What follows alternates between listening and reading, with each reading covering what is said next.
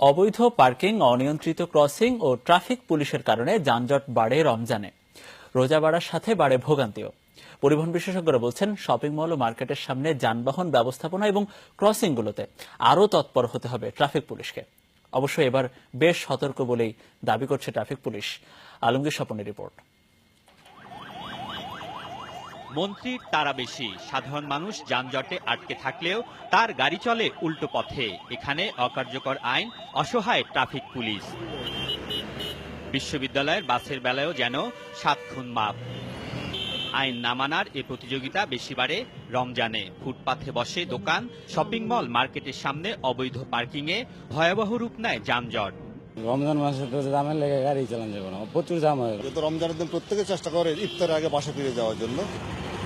প্রশাসন ভালোভাবেই জানে রাজধানীর কোন পয়েন্টগুলোতে যানজট তীব্র। মহাখালী ফ্লাইওভার হয়ে কাকলী এবং এর উল্টো পাশে প্রতিদিন কয়েক ঘন্টা নষ্ট হয় নগরবাসীর। কাকলী মোড়ে বাস থামিয়ে যাত্রী ওঠানামা, রাস্তা পারাপার ও অনিয়ন্ত্রিত ক্রসিং এর জন্য দায়ী হলেও এর সমাধান নেই।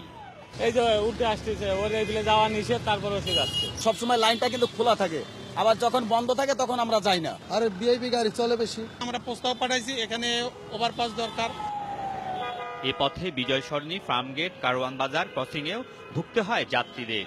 মিরপুর রোডে আসাদ গেট, রাপা প্লাজা থেকে নিউ মার্কেট জুড়ে লেগে থাকে যানজট। আর মৌচাক, মালিবাগ ফ্লাইওভারের কাজের কারণে দীর্ঘদিন ধরেই ভুক্তভোগী এ পথে যাতায়াতকারীরা। গাড়ি মনে করেন গর্তের মধ্যে পড়লে গাড়ি এদিক ওদিক দুই সাইড কাইট হয়ে যায়। রোজার সময় তো যানজট এই রাস্তার কারণে হয়, নাহলে এমনি কোনো যানজট থাকে না। কিছু দূর পরপর ক্রসিং এবং তা মোকাবেলায় ট্রাফিক পুলিশ না থাকায় সৃষ্টি হয় তীব্র যানজট। তাই ক্রসিং কমিয়ে রমজানে মার্কেটের সামনে লেন করার পরামর্শ বিশেষজ্ঞদের। সমাধানটা বা দাওয়াইটা দেওয়া উচিত মোড়ের দাওয়ায়, যে মোড়ে যেন না থামে। সুতরাং জাংশনে এখন যদি 6 জন পুলিশ থাকে, অ্যাটলিস্ট ডাবল দিতে হবে তখন। ট্রাফিক বিভাগ বলছে, সংকটের কারণ অতিরিক্ত গাড়ি। সড়কের পরিমাণ নগরীর মাত্র 7.5 ভাগ, এর 30% বেদখল। মার্কেট কেন্দ্রিক আমাদের একটা ব্যবস্থাপনা থাকবে, আর থাকবে হলো এন্ট্রি এক্সিট পয়েন্টগুলোতে। আমরা যদি এই পুরো 7.5% জায়গায় রাস্তাটিও ব্যবহার করতে পারি, তাহলে গাড়ির চাকা যদি চলমান থাকে, ট্রাফিক জ্যামটা কমে যাবে। ট্রাফিক বিভাগ তাকিয়ে আছে মেট্রো রেল ও অসমাপ্ত ফ্লাইওভার চালু হওয়ার দিকে।